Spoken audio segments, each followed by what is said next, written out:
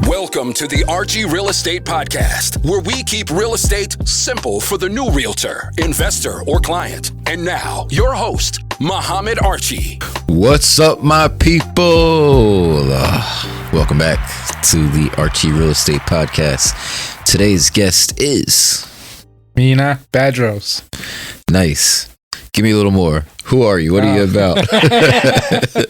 Oh, man. Well, I'm a lot of things. I live life, right? But I'm all about creating the life that you want and living the life that you want. In real estate, I'm a real estate investor. I'm a real estate broker, and I'm a licensed real estate instructor. So I do a lot of investing. I do brokerage activities, and I do a lot of teaching. Creating and delivering classes, courses, master classes, all of that stuff to help people in real estate, whether they're real estate licensed agents or real estate investors or people looking to get into real estate. So that's where the bulk of my time is spent right now. Lovely. So real estate has been the vehicle to help you create this life that you want to live. Yeah, real estate has been a main vehicle. I mean, I do a few other things and I invest elsewhere, and I contribute to other things in certain other capacities, but real estate is where most of my professional stuff is done right now. Okay, nice. And how long have you been in the real estate industry? Maybe going on 10 years. I started as an investor, right? Okay. Managing investment projects, then flipping homes. Then I got my real estate license. From there, I continued investing and flipping homes, buying rental properties, and doing transactions for other people. Other people saw me invest, and they wanted me to help them. So I helped them invest, did a lot of transactions, started teaching. I come from a training and development background. So I've wanted to get into that in real estate after I had some experience. Got into that. I've been doing that for quite some years as well. So I know a lot of people in the industry that they'll start out getting their license first and then they'll get into investing. Yeah. You started off investing and went the other way. How'd you just...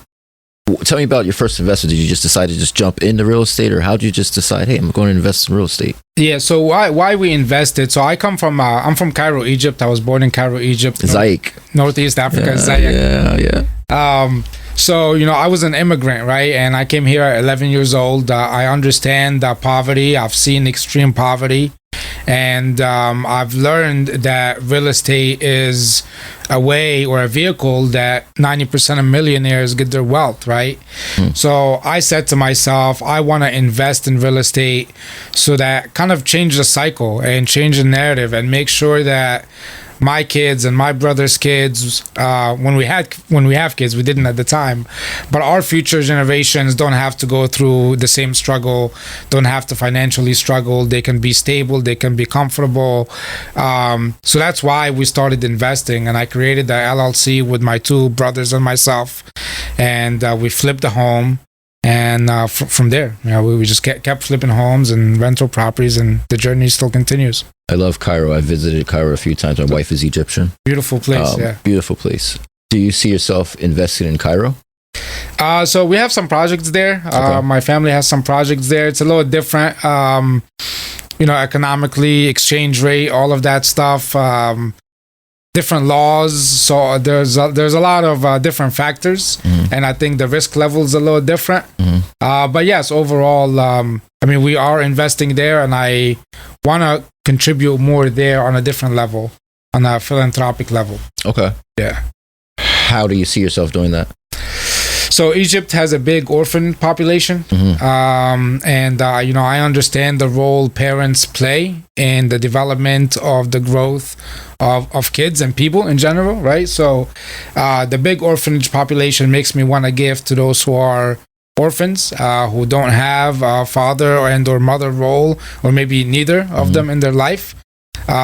So whatever I can do to contribute there, support orphanages, build orphanages, collaborate with organizations who are doing that. Another thing that's near and dear to me is that in Egypt, at least it used to be, there is no health insurance.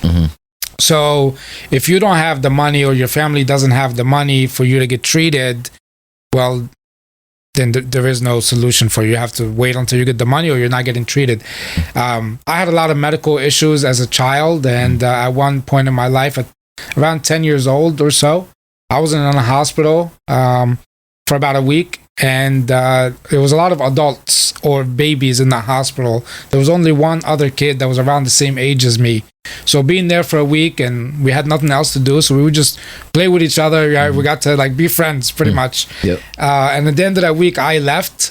My stay was over. He stayed there, and his family didn't have the money to get the surgery that he needed. And I went back to the hospital later to get some tests done, and I went to visit, that room where he was at, and he wasn't there. So I don't really know what happened to him. Wow. But I remember walking out of the hospital that day, and I was only like 10 years old, thinking to myself, someday when God makes me successful, I'm going to help out these people. So people who are kids, especially whose families don't have the means for them to get medical treatment, that's another cause that's near and dear to me, especially in Egypt, but all around the world. Yeah. So you have a large why.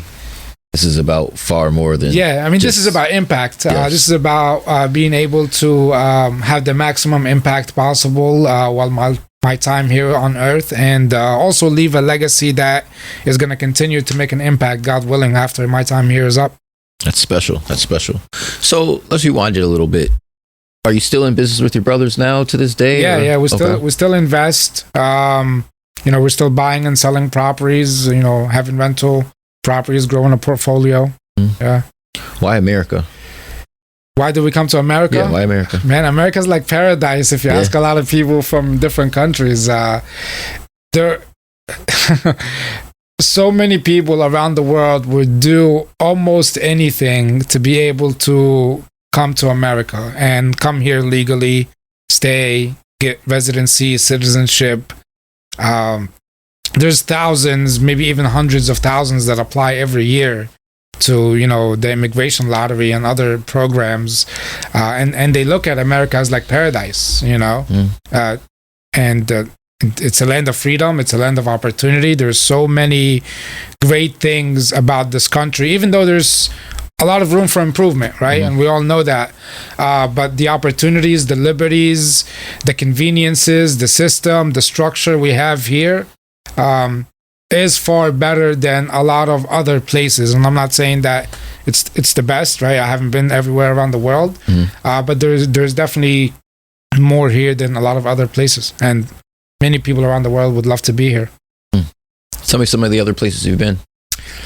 Obviously, so Egypt. I've been to quite a few European countries, all around Europe, all around Central America, South America, all around the state. The U.S. itself. Nice. So quite a few. A few years ago, I probably did a few international trips a year. Yeah. Now I'm married with 2 little ones, so I'm not traveling as much. It's a little different. Yes, sir. I understand that. It's a little different.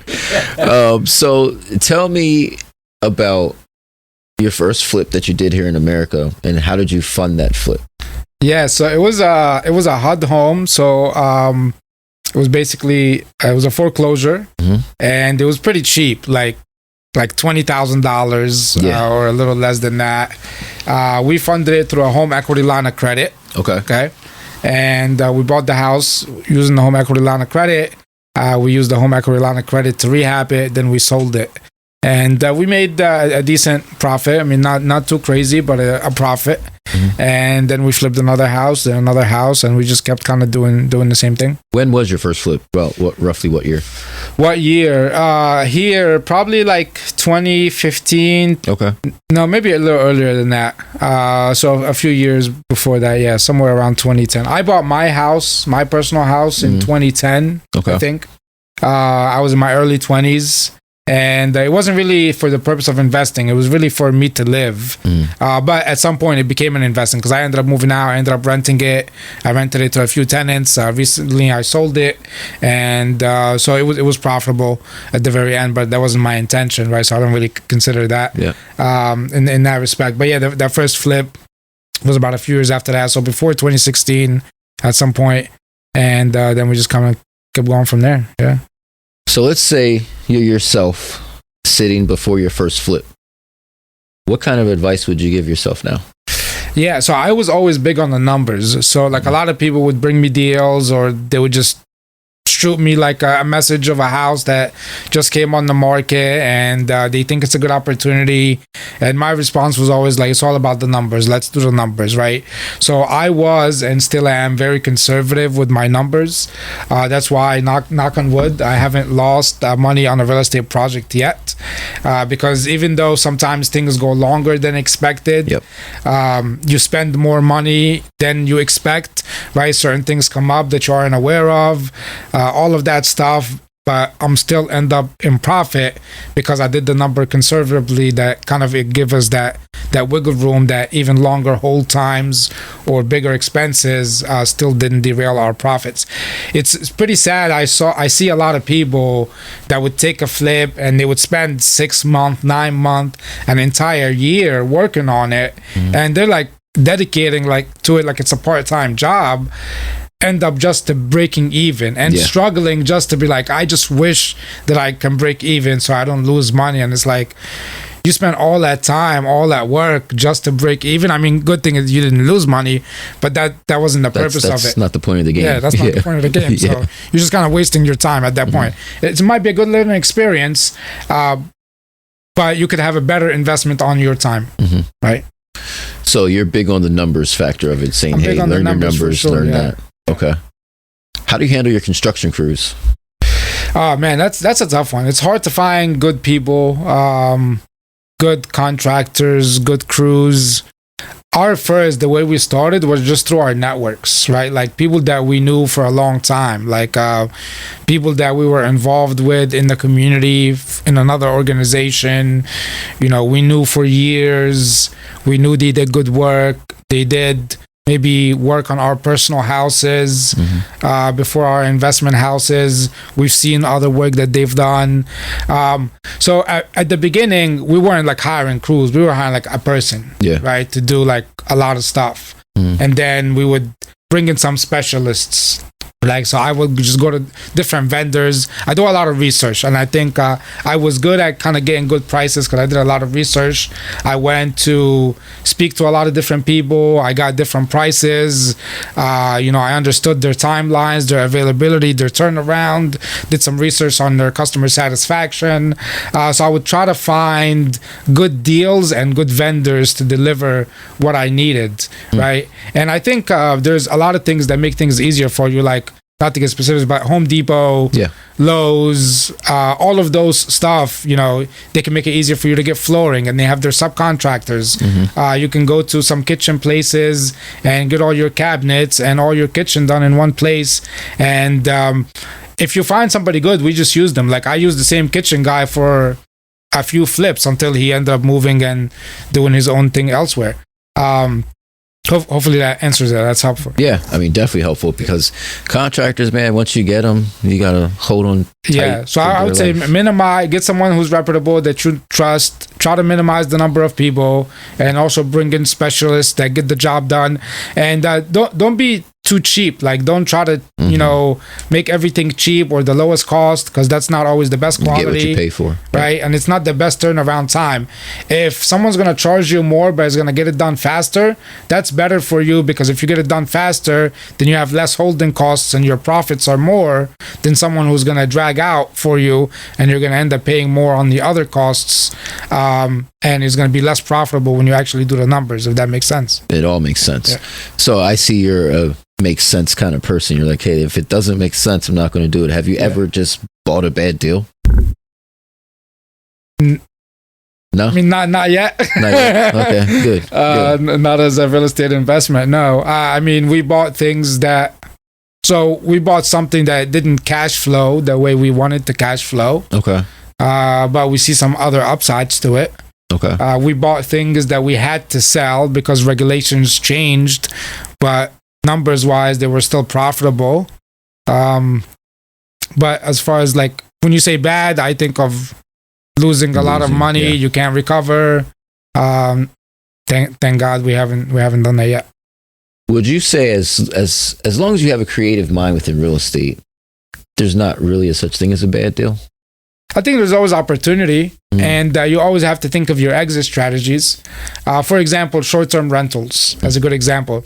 A lot of people saw the short-term rental hype, wanted to buy short-term rentals. We were in short-term rentals. We still are, just not as big as we used to be. And some people would buy just based on the rental income. Like, wow, this is crazy rental income. You know, we're going to buy, we're going to make, this is a cash cow. But what happens if that rental income stops? What happens if regulations stop you from renting? You know, I tell people, buy it as if you were able to sell it to a regular owner, a family who's going to live in it afterwards. Would they be able to pay that price? Would they want to pay that price for it, and not just an investor who's looking at the income, right? So I think you have to, before I even go in a deal, whether consciously or subconsciously, I think of what are the exit strategies. Like, if it goes bad, what else can I do with it? What can I fall back on? What's kind of option B if this rental income or whatever the intended plan doesn't work, right? How you look at wholesaling? Do you wholesale any of your properties? I don't. Okay. I haven't done any wholesaling stuff myself. I'm looking to work with more wholesalers and kind of understand. I think I see their value proposition, right? The value that they can bring to the market, especially as an investor, as an agent myself, with limited inventory and with the chance to bring in more off-market deals and collaborations that way. But I haven't done wholesaling work myself. Okay, nice. So you've done the investing thing, and then you went ahead and you got your license. How long have you been licensed now? Since 2016. That's why I said I know the investment was before that. Yeah. Okay. Nice. And you've been a broker for how long? I just got my broker's license actually like this year. So that's fairly new. Yeah, I'm excited about that. What was that journey like for you? It's a lot of classes. Yeah. So, I mean, I already had my points. I already had my transactions, my experience. It was just a matter of going through the classes and timing. So I began teaching for a specific school for a few years now. Okay. And at this time now I had like a certain incentives to take classes at a discount. So for me, it was like, why not take the classes? So I took the classes. It probably takes a few months. And then I just kind of filled in the application, took the test, and, you know, that was that. Nice. We'll get into that a little bit deeper on the next segment. We'll be right back. All right. So it always helps to get things at a discount, I guess, when you're talking about broker's license and all that stuff. Yeah, I mean, I don't know what the actual total is, but all those classes, I'm sure it adds up. Definitely. You know?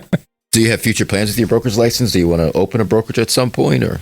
You know, I thought about that, and it's interesting kind of going through that journey, because a lot of people, you kind of see, obviously, people getting their broker's license with you, and then each of them kind of chooses their own path or weighs out their options. And I've seen people open up their own, you know, independence. Some people opened up some franchises. Some people kind of went to be a broker for another franchise, and some people stayed where they are. I'm staying where I'm at. I think the company that I have offers great amounts of resources and kind of a structure, and it's kind of like plugging into a source of power. I think it would be a major undertaking to try to reinvent the wheel, and I really don't want to, right? But it's not about reinventing the wheel. It's like where I want to go and what I want to do. It's much easier to leverage the resources that's already there, plug into it, and kind of plug other people into it so that they can leverage all of these resources, take advantage of all of these resources in addition to what I bring to them and what my group brings to them. It's much more powerful that way, I believe, at least, to try to just reinvent everything myself. I think I see it a lot more within the industry, where we have these teams that are created rather than someone going off and taking and creating their own brokerage. They're just creating a small team within a brokerage. So treating it as like a brokerage within a brokerage, which I think is a great way to do it. Yeah, it is essentially a brokerage within a brokerage. You know, I have the opportunity to build an organization, to support them, to pour into them, to invest in them, to help them grow. Right. But at the same time, without the overhead, the liability, and a lot of the other elements that a broker owner would have to handle, be responsible for, and also financially. Right. Yeah, for sure. That's a big thing. Financially, liabilities that you don't have to deal with. I mean, it makes sense in this day and age almost to just have that team there. Yeah. But it's also a plus that you have your broker's license in case you do want to go off and either do your own thing or be a broker under someone else's umbrella at some point? Yeah, I mean, I think it gives you options. Having options is always good. Having something that you can leverage, and you can use it for other ways too. So, on the investing side, I can do a lot more with investors and more investment consulting. I think it carries a different tone in the industry as far as branding.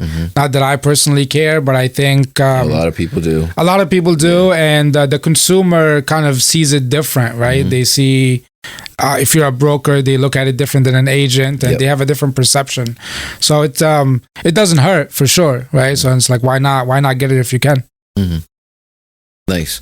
So you mentioned that you mentor new agents. Yeah. How tough is that? It's not tough for me. I enjoy it. I've been in the training and development field for more than half of my life, in the corporate world, in the education world, and now in real estate.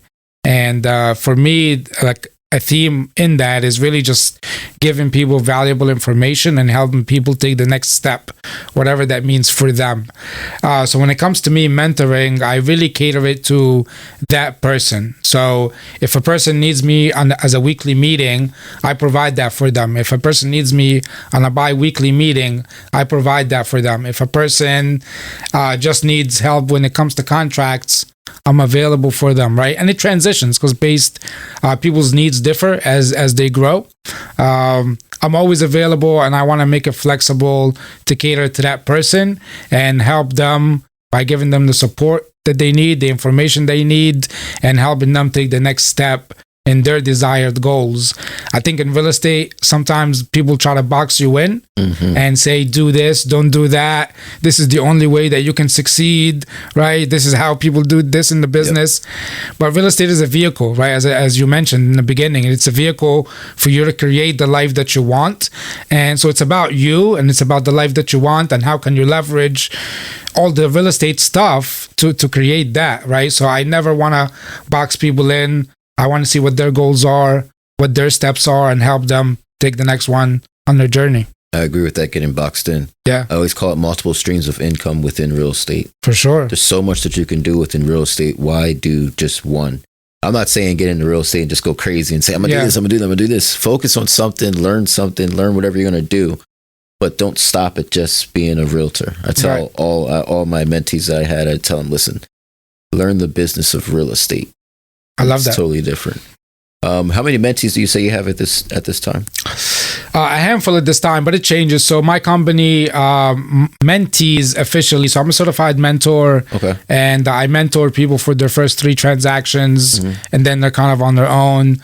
I also bring people into my organization, so people that I have under my organization, and I'm in a mentorship capacity to them constantly, right?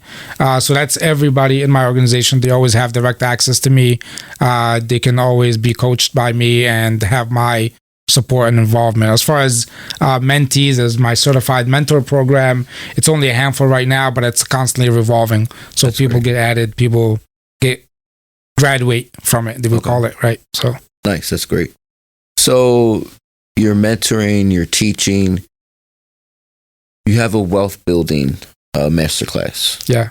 What are you teaching in that class? Yeah, so I found something, interesting in real estate, and you talked about multiple streams of income, and people, there's more than just being a realtor.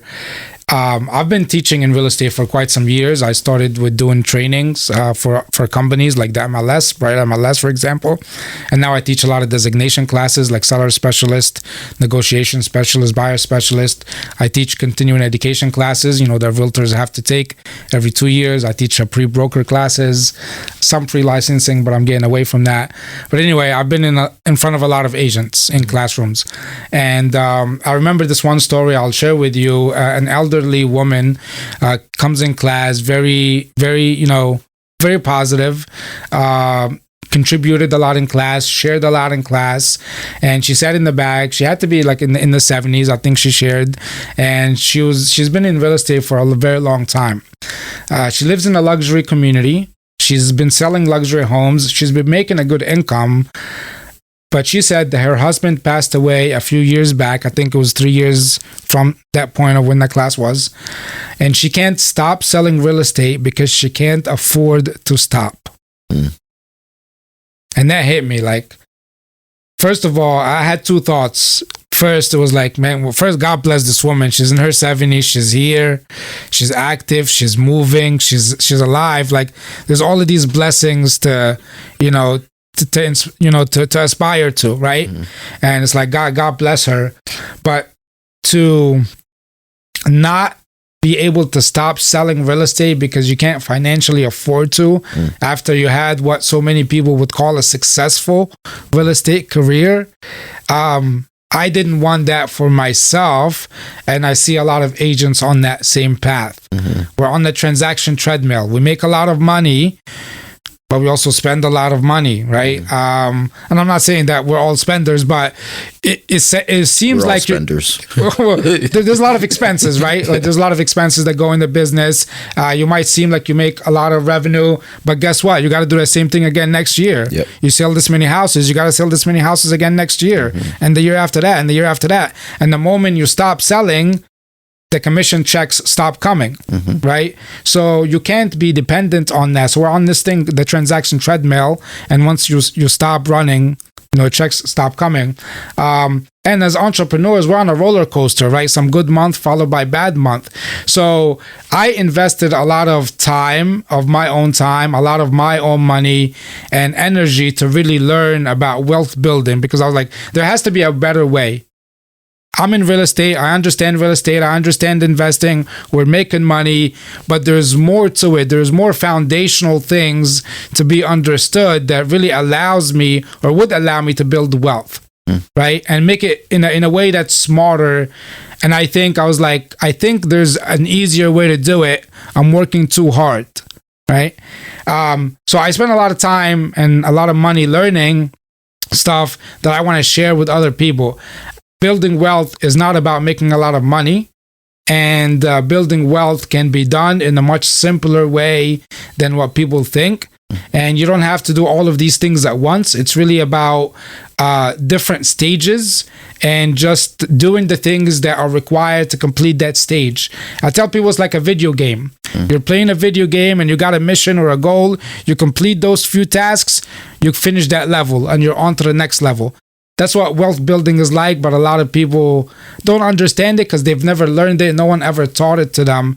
So I want to bring that, and especially to real estate professionals, because we're in it, but there's still a lot that we don't know about it, if that makes sense. That makes perfect sense. Yeah. Even the dark side of real estate and entrepreneurship is that you got to keep working. Yeah. We don't have a job that's just contributing to our 401k every hour that we're working. Yeah. So that's the thing. We have to plan for the long haul. And I'm glad I'm so happy that you have like a wealth building class that you can teach these things. Yeah. Because there's things that we need to know. So I have that. I mean, right now I have it ongoing. I'm building a lot with that wealth building class. But so this is a free master class open to pretty much everyone.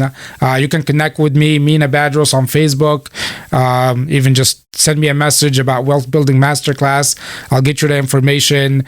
And I'm constantly working on, especially now, more resources, more educational materials, more things like that to really help people get better in real estate and life.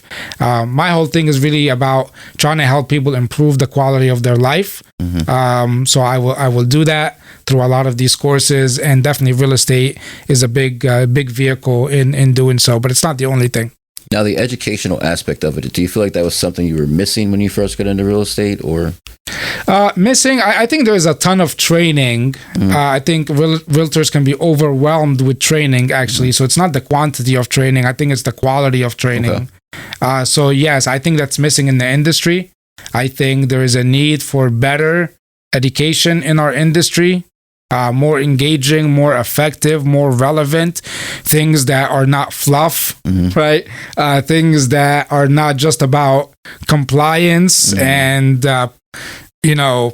preventing lawsuits, which are very important, but things that people can actually apply to see the needle move in their business and in their life, and not just check the box because we have to be here for X amount of hours in class, right? I agree.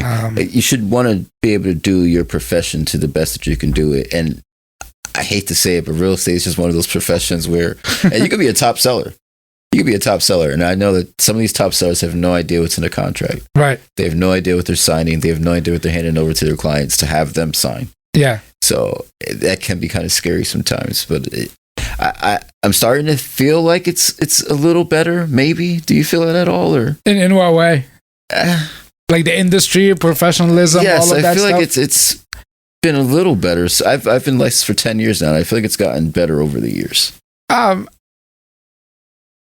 I don't know really. I think there's always good and bad. I think when bad things happen, usually that's when boards and entities get together and lay down more laws and more rules.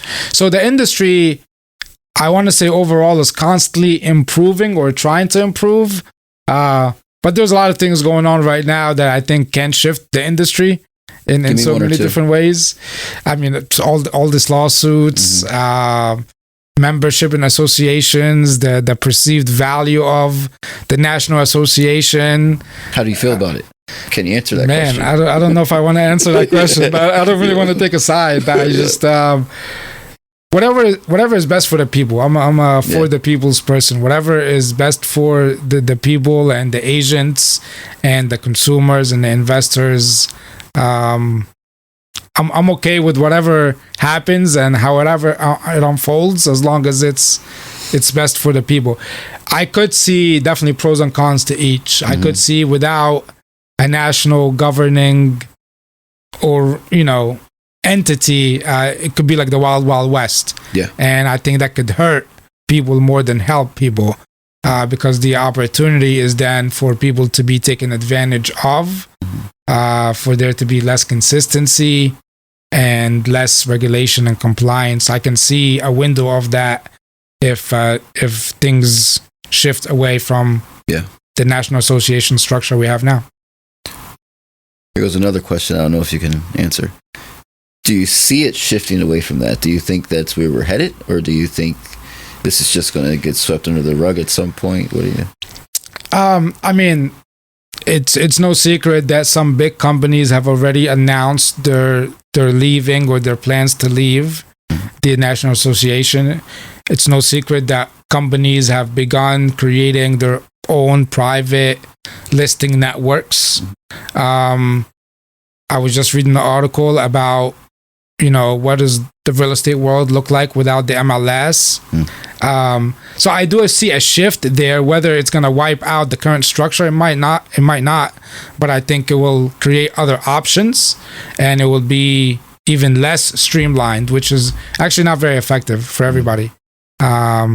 When I got into real estate, I had to subscribe to like 4 or 5 different MLSs. Wow. And coming in from a corporate world, I was like, wow, that is very inefficient. Like, why didn't somebody come and streamline this stuff? And then Bright MLS came and streamlined a lot of those. So now I'm only down to 2, right? From 4 or 5. So I could see some windows of inefficiencies as you separate things out and get things less unified. Okay. So what's next for you? What's next? Man, more education. I'm building out this wealth building stuff. It's gonna morph into mini courses and courses, really under the umbrella of Real Estate and Life Academy, where I'm really helping people take the next step in their real estate journey and in their life. So just a lot more educational stuff, more brokerage activities. I'm constantly seeking out talent and people who are about growth and want that level of support and transparency and great information without the fluff, where I can help them grow. And investing in real estate and in other things. So I mean, that's really kind of where I'm focused on. Those 3 areas is investing, brokerage activities, and education. And that's even how I kind of like to structure my day on an ideal day. Nice. What are some of the other things you invest in? Properties is big, trading, stocks, stuff like that. Other businesses, looking into more commercial stuff. So looking at different options. I'm always evaluating different options, looking at more real estate. It's all about the numbers. It's all about the numbers. Numbers. So you have a podcast. Tell me a little bit about that. Yeah, Real Estate Success Podcast. I interview, successful real estate professionals like yourself. You were on there, and it's really about just sharing people's journeys and valuable lessons and insights with others. I think the best way to learn is to see other people's experiences. So I just want to bring stories of other great people like yourself in front of other people who can learn from it. Okay. All right, let's start to wrap this thing up. So tell me, where can they find you? Best place is Mena Badros on Facebook. I think Facebook is the number one tool used by real estate professionals. You can email me, text me, call me, all of that, but just find me on Facebook, add me, send me a message. That's probably the easiest way. Then, we can take the conversation from there. And my last question. Do you consider yourself successful? If you do, yes. And if you do not, why not? Yes. Tell me why. I think it's relevant. I think I'm always on a journey. There's always more. There's always a moving target. I am blessed and grateful to be where I am. I've made a lot of progress in my life. Not all my doing, but a lot of great things happened for me. And where I am now, I am certainly grateful. So although there are more to be done, I am grateful, and that is the key word I'll leave you with. Thank you so much.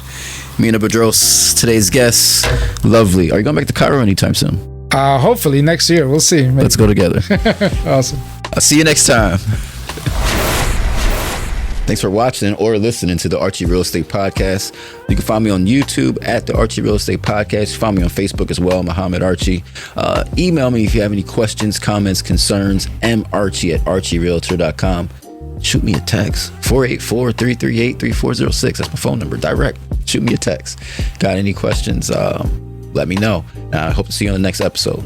We hope you enjoyed this episode of the Archie Real Estate Podcast, and we thank you for listening. Email Archie directly at marchie@archierealtor.com with any questions. If you are ready to begin your real estate search, visit archierealtor.com. See you on the next episode.